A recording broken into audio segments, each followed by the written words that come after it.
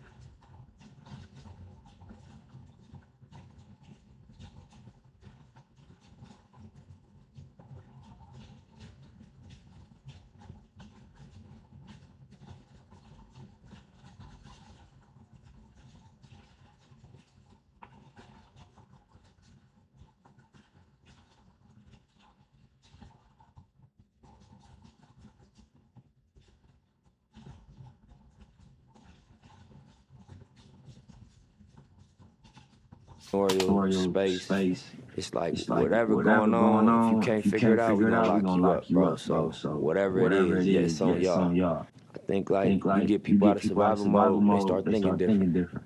I did, you know, when I figured out, you know, how to get myself out of the situation. My approach to life and people was different. I wasn't so angry. I didn't have my guard up. I wasn't so aggressive. I wasn't so, you know, expecting if you ain't helping me, fuck you. That wasn't the mentality no more.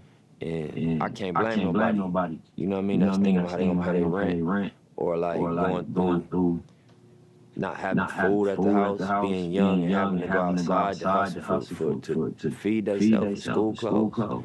That's gonna change people. That's gonna make you feel away.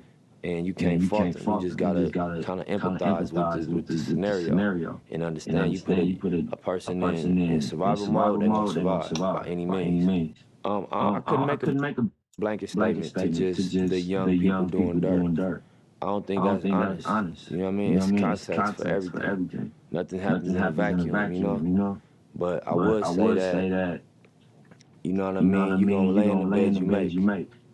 You're not gonna get away with nothing in terms of the energy. You know what I mean? You might beat the camera or police. They might not catch you for what you're doing, but the energy is always gonna return to you. So when you just living in this cycle of being negative all day and just putting out negativity and that's the only energy you putting out, it's gonna return to you in different form than you put it out in. So I would just say, you know, master your energy. Do your best to master your energy, you know, and what you put out, you know, and unless that's what you want. You know, because you entitled to whatever you want to create, whatever experience you want to create for yourself. But if you're tired of that shit, adjust the energy. You know what I mean? As best you can. Adjust what you wake up thinking and what you say. And then lastly, what you do. And that's not an easy thing to do because there's such a pressure in these areas to just go by the way things are. But, you know, it's a lot of examples that you could look up to as young kids in the streets. You could look up to you know, Kendrick Lamar. Not the words, forget what he's saying, just where he came from. I seen him, you could YouTube him freestyling in the Nicholson Garden Project. You could look up to a Nip Hustle. You know, you could look up to a YG, you know what I mean, to a Top Dog, you know what I mean, to any one of these guys that came from this hopelessness and you know, wiggled their way through it. You know what I mean? And you can reverse engineer what they did. You know, look at the steps, what happened. You know, so I would say that. You're in a great position if you got successful mentors that you can get direct advice from.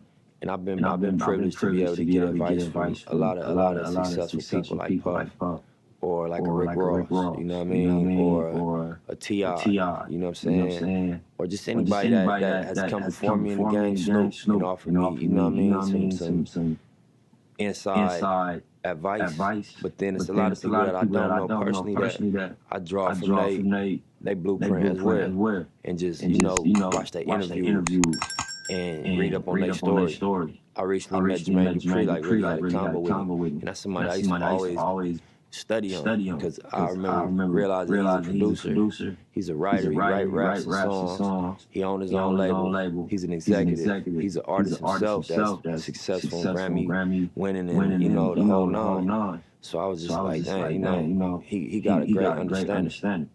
And so I just done a lot of studying and research on him. But yeah, man, just I think it's vital to pattern yourself after success. Don't copy. But you know, identify the moves that really impact these people's trajectory. And you know, you can import some of those things. Ross told me something real. He was like, you know, you measure your success by how many people you bless. And I'd never heard that before. And then he also said another combo was like, you know, I don't want $1 more than what's mine, or $1 less. And that's how I deal with all my artists. That's what he was saying. I don't want a penny more than what's mine. You pay me, you know, $1 million, and my cut is $1 million. I'm gonna leave $1 on the table. But I ain't taking 999,000 either. I need that extra $1,000. I need all mine. I don't want a penny more, penny less. And I took that and deposited that into perspective. You know what I mean? About everything. I don't want nothing I ain't entitled to, but I want everything that's mine. All of it. The inner city co-work space and incubators called Vector 90. They got a detail right up online, just vector90.com. But in a nutshell, it's a space for entrepreneurs from the inner city to have an office and be able to have an upscale presentation for their meetings and when they interview employees or just want to bring investors in to possibly invest in what they're doing, or even just to create a synergy between like-minded people locally, to not have to drive Beverly Hills or go 30 minutes from where you live, to be able to have a curated space, high-speed internet, trademark lawyers that come through on rotation, and also have access to capital, because Dave Gross is my partner, myself. Every year we're going to pick one of the entrepreneurs, and we're going to do their round AC and investment into their companies. So I think it's a unique idea that we already got 8 entrepreneurs renting the spaces out upstairs. The bottom level is going to double as a STEM center that we developing as we speak. It's just the big picture goal is to help bridge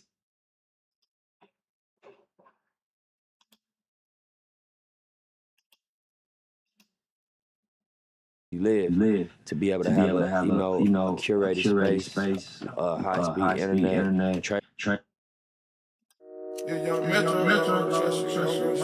the gap between the inner city and number one,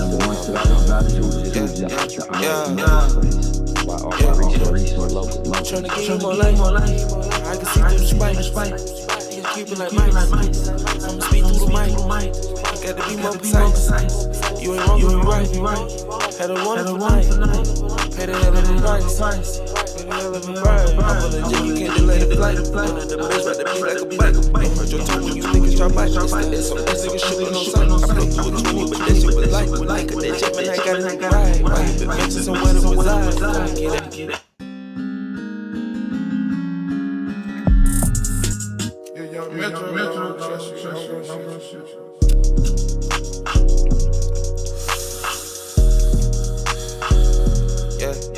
Yeah.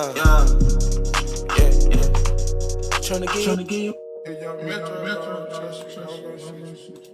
That you don't have to, number one, compete against all the other similar, I guess, people in different areas. You know what I mean? You got something that's tailor-made to your environment that you right around the corner from, you get priority because you from this community. And number two, elevate the experience of the area to where when you over here, you got the Marathon store, which you might feel like you on Fairfax, or you on Rodeo, and you walking in. And now when you go to Vector 90, which is on 62nd and Gramercy, about 10 minutes from the store, you go in there, and, what I mean, marble tables and glass installations. It's almost like an art gallery, and it's just something to inspire hometown pride, and also, meet the entrepreneurs with great ideas closer to where they naturally exist.